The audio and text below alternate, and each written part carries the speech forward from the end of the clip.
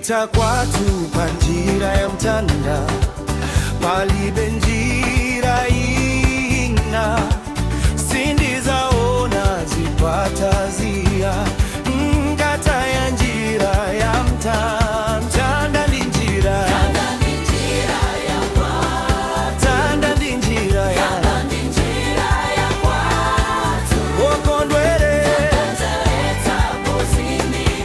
mtanda ndi njira ya kwatu.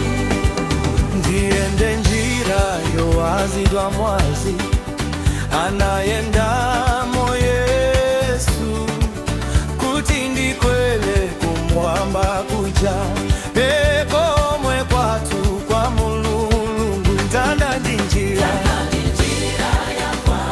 mtanda ndi njira, okondwere mtanda ndi njira,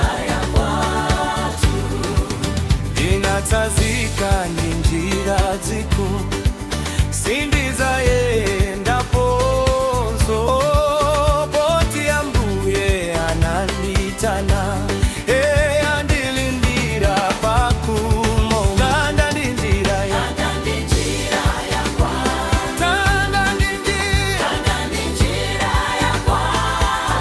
okondwere mtanda ndi njira, mtanda ndi njira ya mtanda ndi njira ya okondwere mtanda ndi njira.